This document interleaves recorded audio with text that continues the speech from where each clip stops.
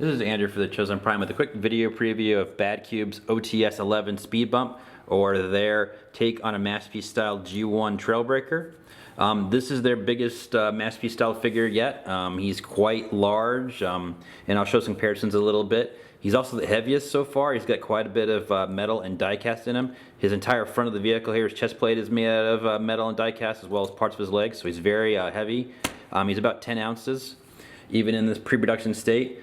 Being a pre-production state, we unfortunately do not have any instructions or box or anything like that, nor this may not be the final kind of deco or paint. There might be some tweaks that they might do to the figure. As far as accessories that this one did come with, he did come with two cannons here as accessories, as well as kind of this other gun hand that he used in one of the early G1 episodes, as well as an alternate face. And I'll show off these little pieces here in a little bit and how they work. So for now, let's go ahead and take a look at some detail for him. Taking a look at some robot mode detail here for Speedbump. You can see that BadCube's done a pretty good job of homaging the G1 version of Trailbreaker from the cartoon. All of this kind of exterior of the vehicle mode, as well as most of this robot mode, is a glossy black paint. Very striking. It does match between the metal and the pieces that are plastic. You get some clear blue windows. You get the vehicle kind of color detail here, which I'll show off when he's in his truck mode. And overall, a lot of nice detail here for this version of Trailbreaker. He does have nice silver painted legs, his kind of standard and kind of unique red kneecaps, nice leg detail down here at the bottom. No real hollow parts kind of across the figure. They've hidden a lot of the kind of truck kibble quite well. As far as articulation, his head is on a ball joint, and it can look up quite a bit. You also can get a little head waggle. This is his default face, which is kind of this nice stoic face. He does come with one alternate face, so it's just a matter of kind of prying it off the pegs and bringing in the alternate face and pegging it in. And this alternate face is kind of him yelling, that you can use if you want to have him kind of have this nice kind of excited look. As far as his arms here, they are on strong ball joints at the shoulder here, as well as there's a shoulder kind of hinge. At this point, he does have a bicep swivel. His elbow can bend a little bit more than 90 degrees. His hands can rotate. The fingers are kind of a set of just a standard kind of paddle and thumb. As far as his hands there, you can see that on one of his hands, he does have one of his cannons attached. He does have two hands, and as well as additional weapon. To switch it out, it's just a matter of kind of opening up this panel, popping off the gun here, and you can see that just kind of clips around here, and this little peg hole matches the peg on the weapon. And do the same thing for this weapon, which he used kind of to freeze some water in one of the early G1 episodes. Just a matter of just kind of pegging into the spot and then closing this up, and he's got that weapon. Or if you want him to have both of his hands, you can also do that. It's just a matter of kind of pulling this out, flipping out the hand, closing this panel, and then he's got, you know, both pairs of hands. He does have his force field generator here on his left side. It is on a set of hinges here, so you can move it in and out of the way. He also has a cannon here on this side, which also can rotate, and it's got a hinge as well as a peg hole here.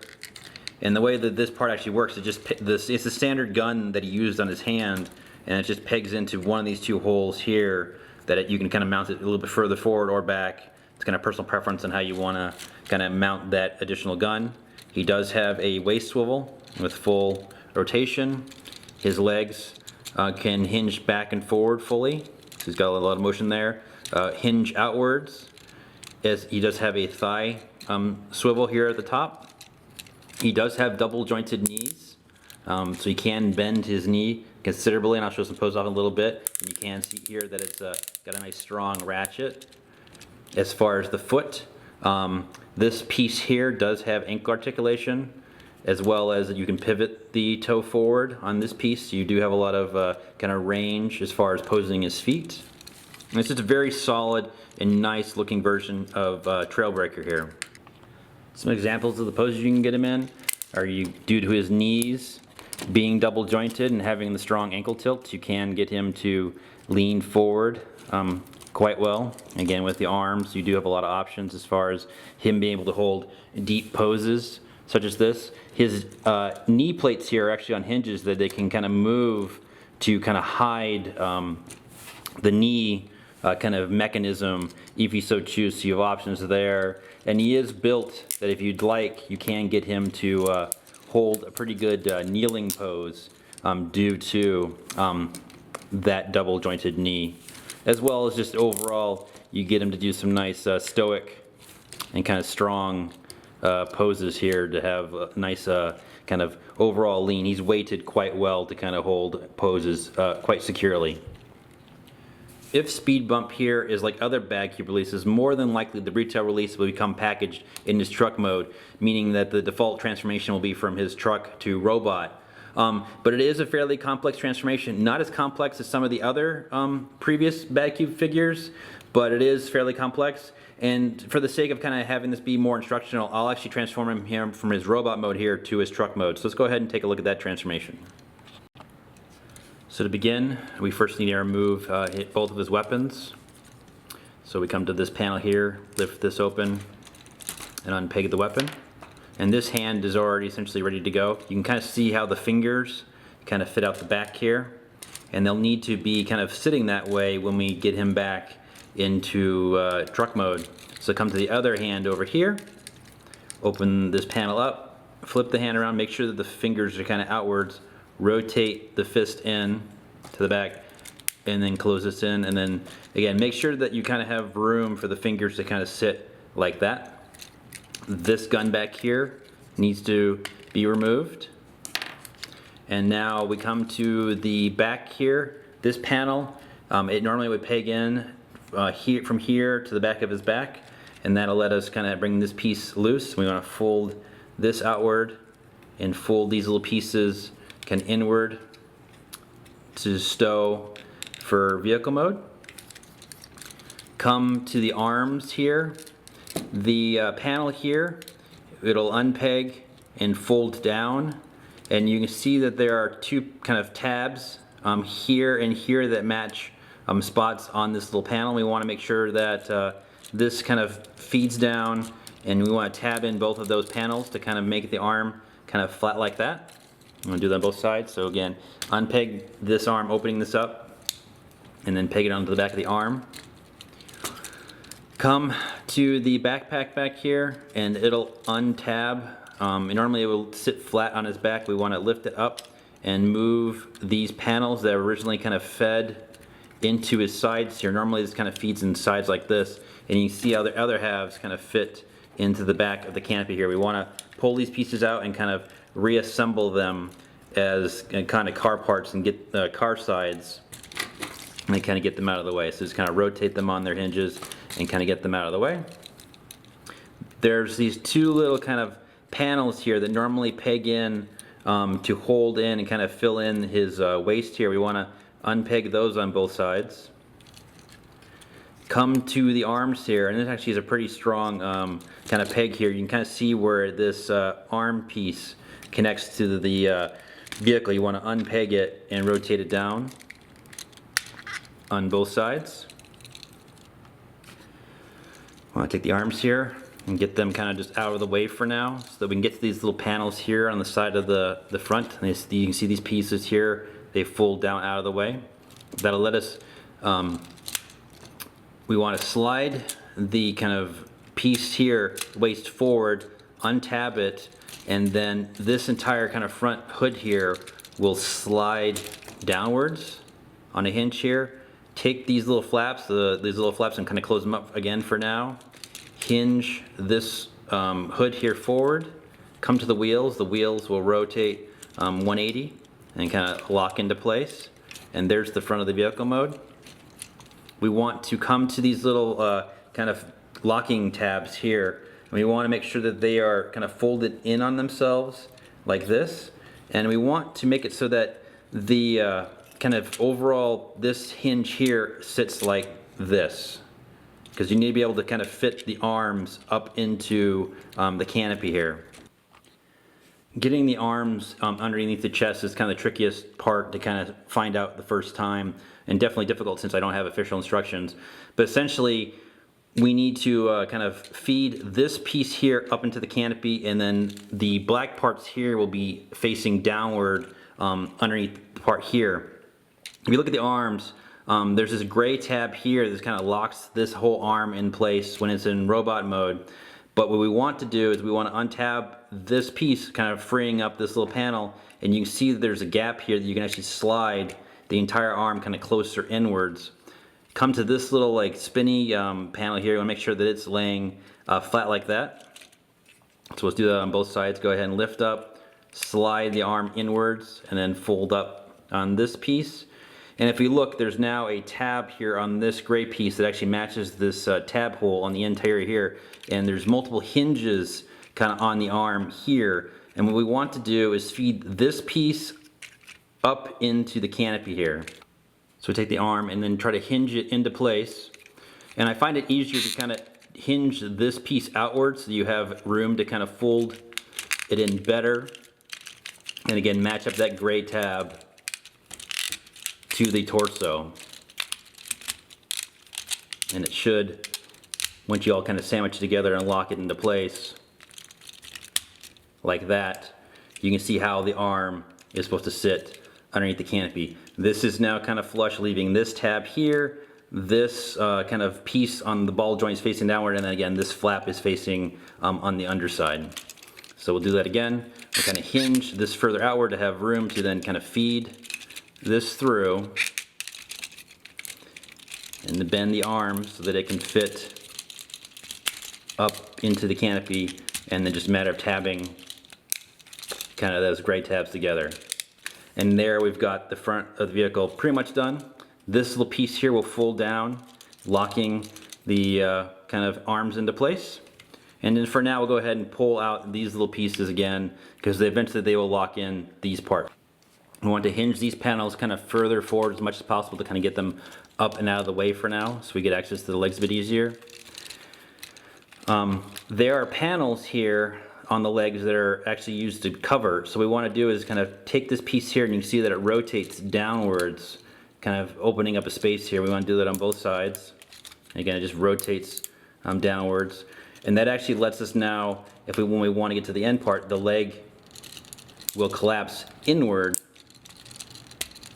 like that on both sides, kind of pushing both legs inwards like that. Once we get the legs collapsed, we can come to the feet, come to the foot here. There's one panel and two panels that you want to rotate on itself, and then rotate it out of the way. Come to this panel back here, and it'll untab and hinge outward. You can see there's a tab that normally locks it into place in robot mode. We want to hinge this outward, which frees up the wheel. And what we want to do next is, you can see there's this little kind of extra knee panel here for detail. We want to feed it back in on itself so it sits flush backwards. And we want, you can see here, this is the back of the vehicle mode, this panel here, and we want to hinge the entire kind of leg back onto itself like this. You can kind of see how where this kind of sits more flush. The toe here will rotate up and sit into place like this. We want to hinge the kind of glass part here back further.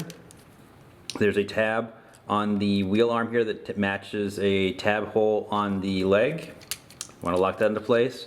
There's also a tab here on this flap that matches one on the knee. And that's this side of the vehicle ready to go. So come into the other foot.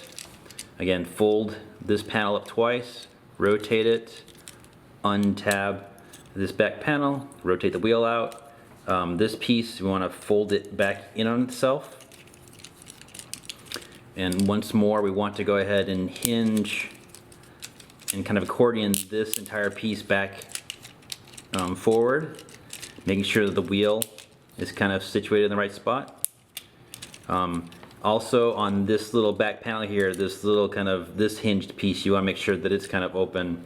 Feed the foot up underneath the back of the canopy. It'll sit flush in this backwards, kind of sandwiches all down. Tab in the wheel, tab in the back of the vehicle.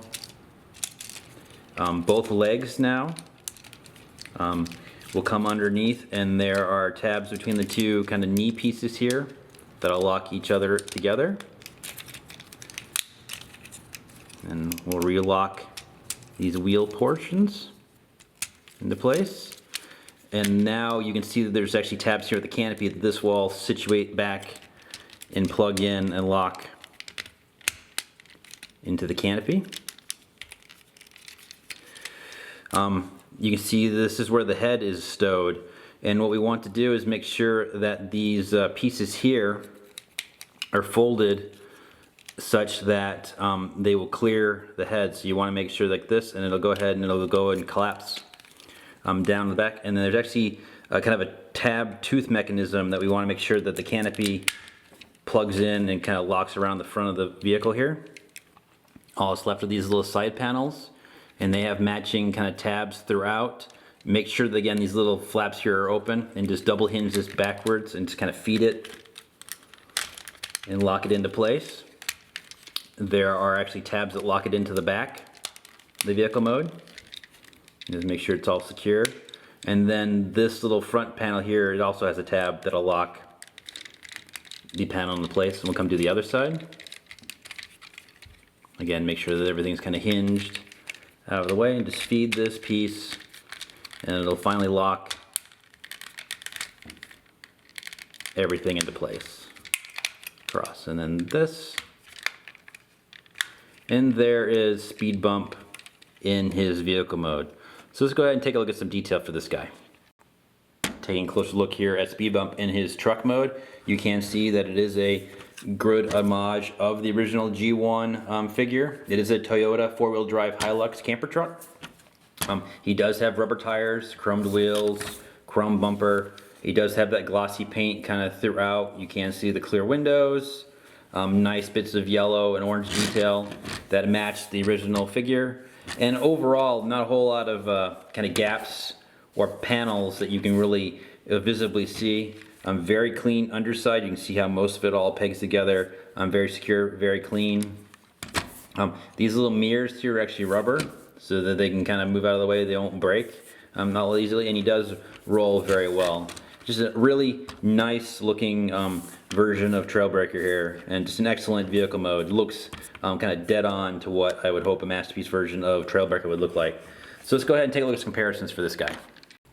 Robot mode comparisons for Speedbump here with some official Masterpiece Autobots. We've got Bumblebee, Wheeljack, Ironhide, and Prime. Ironhide is slightly taller than Speedbump here, which is a nice accurate scale to the robot scale chart. And stylistically, you can see they look accurate. He's a nice big, kind of bigger character than the Autobot cars, but stylistically I think he matches the Masterpiece kind of look. He's got the nice design aesthetic, kind of nice paint, bits of chrome, bits of silver to kind of match these other Autobots.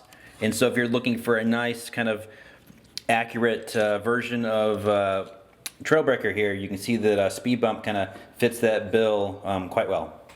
Vehicle mode comparisons, you can see again that Speedbump fits well in with the other official product in his vehicle mode. He's got bits of chrome, paint, and his overall design, he just seems to fit, you know, in his nice scale compared to Prime, Ironhide, Wheeljack, and etc.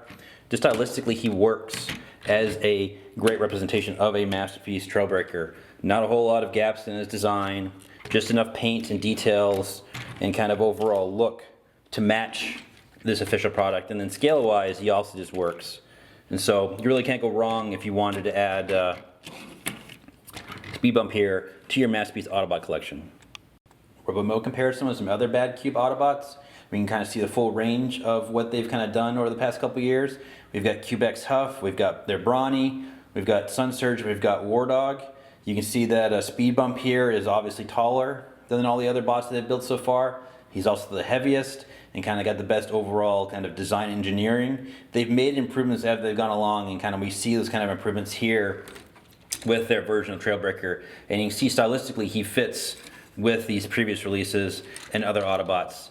It's nice to see them making kind of strides here to make improvements in their figures. Comparing vehicle modes, you can see that BadCube is getting better and better with each release. Speedbump here is an excellent update on a Masterpiece version of Trailbreaker, and he's a nice scale compared to previous releases like Brawny, Sunsurge, and Wardog. Aesthetically, he does look good with these other cars. He scales nicely, the design works, bits of chrome, bits of paint, just nice overall design across their Autobot cars. And you know, you can see here that from BadCube we're getting really nice Masterpiece Autobots from the third-party company. Some final thoughts here for BadCube's OTS-11 Speedbump, or their take on a Masterpiece Trailbreaker. Even in its pre-production state, this is the best engineered and designed and built version of a BadCube figure to date. He's solid, he's heavy, he's got good paint, he's engineered well. He looks, you can see here, he fits right in with other Masterpiece figures, both official and unofficial. And it's just a nice version of Trailbreaker in both his robot and truck modes. His transformation is a bit complex, not as complex as previous BadCube figures, but everything does pay together securely and solidly in both his modes. Unfortunately, we do not have BadCube's version of Hoist or Lori to kind of show comparisons between this mold and his kind of brother, but you can see here just by itself, Speedbump here is an excellent version of Trailbreaker and does fit well with any Masterpiece Autobot collection. Speedbump here is currently up for pre-order at the Chosen Prime. We hope to have our stock of him in sometime in late September, early October. If you want to add this version of Trailbreaker to your Masterpiece collection, he does come recommended, so take care.